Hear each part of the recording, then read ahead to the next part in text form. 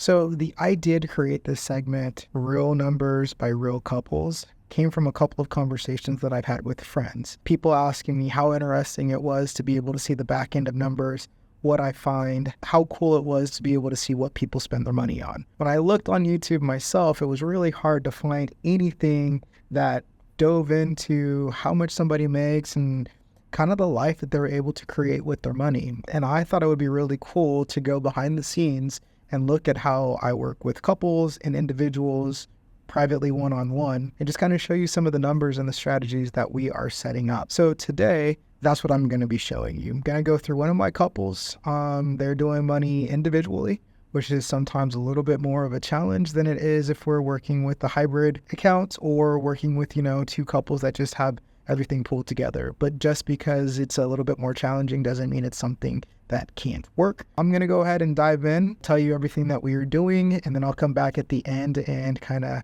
give you a little bit more of an overview of the plan that we created.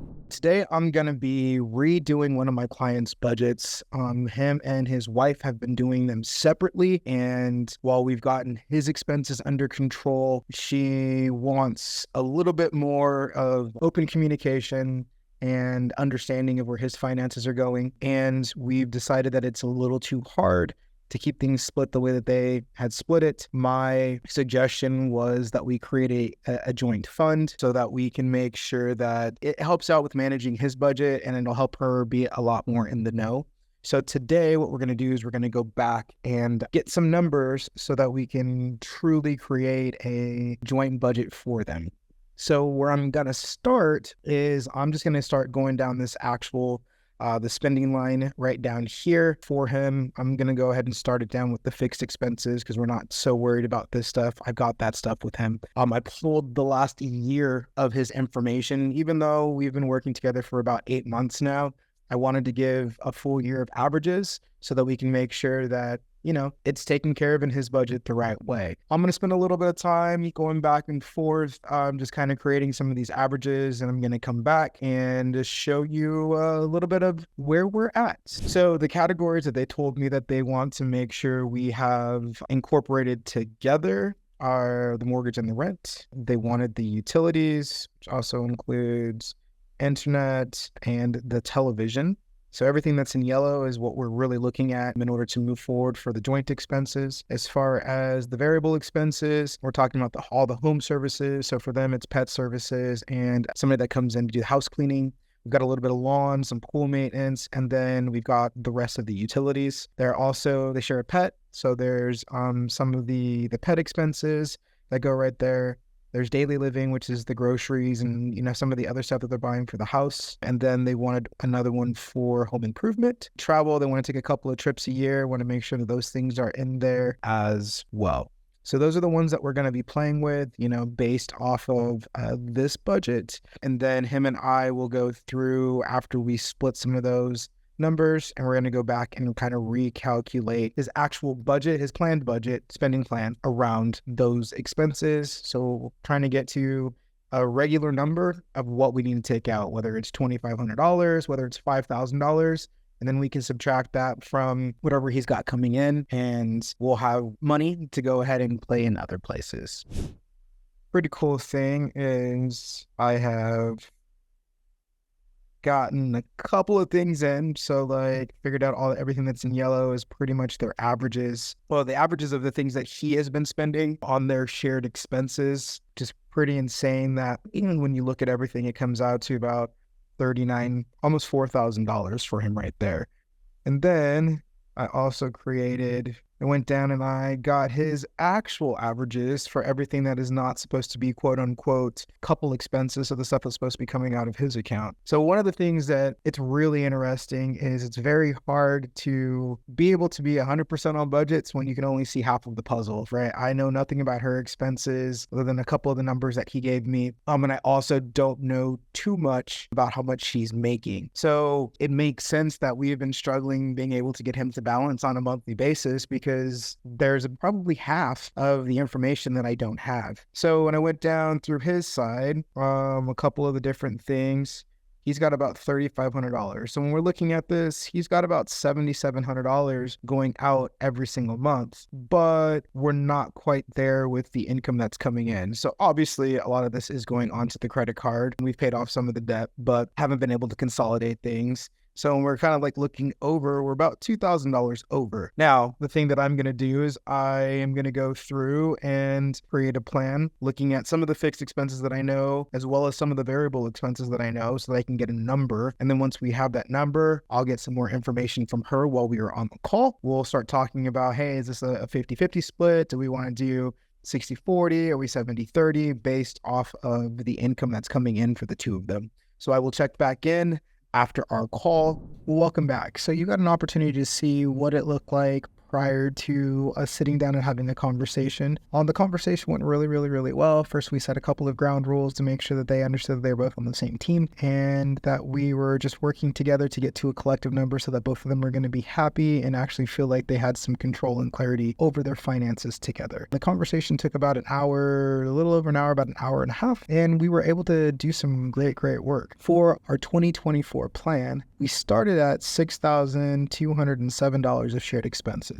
But when it came to that, they were only requesting that money was going to go for savings, for travel. And they had an idea of what they wanted for home improvement, but we didn't have any clarity around the number. I mean, I think the first time they asked for the number, it was something like $1,500 or $2,000 a month going there, which was a lot, but it was because in 2023, they had some house expenses that they were putting money to. So after all the hard work, we were able to break up fixed expenses, variable expenses, and create a savings plan for some of those irregular expenses that they wanted. So the fixed expenses, we ended up $2,460. Of that, it's broken into 3 different things that they're going to pay for collectively. It's going to be their mortgage, it's going to be the housekeeping, and the yard work. As far as variable expenses, we ended up at $2,655. Here, these are broken into food and daily living as the first one, utilities, and pets. Food and daily living is approximately $1,000 of it. Utilities for them right now is just shy of $1,000 as well. And the pets ends up at $660. And why it's so high was because last year they had a couple of vet bills that were unexpected, and their animal's a little bit older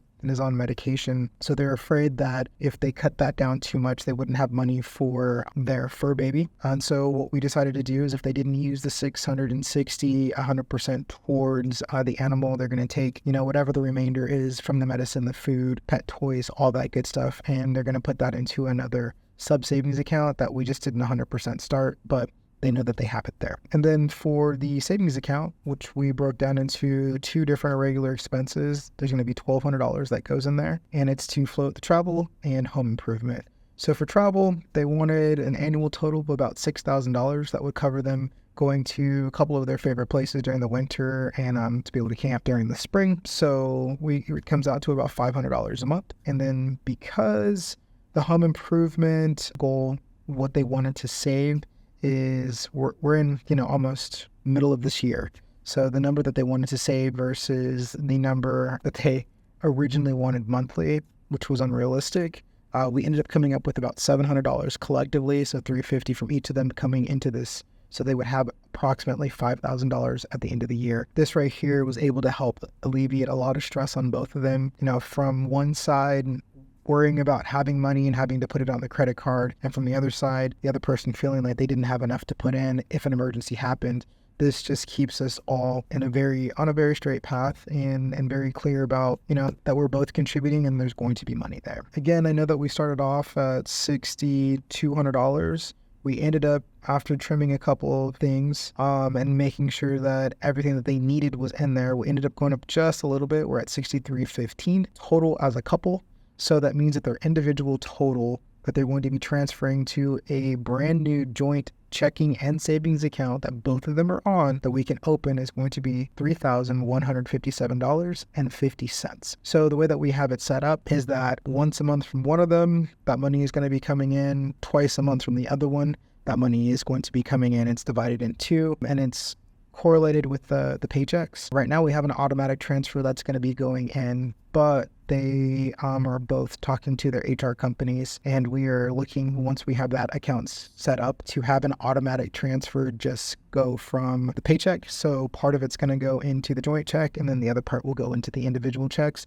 It just takes away, just one point of friction when it comes to dealing with finances. This right here, while it wasn't an easy path to get to, it just proves and shows that if you sit down with somebody that understands the numbers and can actually hold that space for you guys, you can create anything that you want. There's 3 different ways for people to be able to separate their finances as a couple. There is the individual, where you're both on your own individual path and you're kind of playing with it however you want to. There's the hybrid, where you still have the his, hers, or the hers, his account, and then you have a joint account where a portion of money goes into that piece. And you guys are both keeping a smaller amount into the individual personal accounts. Or there's the one where everybody goes all in. And yes, it's a lot easier when you have an account where you go all in, but there's no saying that without just a little bit of work, you can't do what you need to do in order to make sure that one of those 3 options completely fits you. So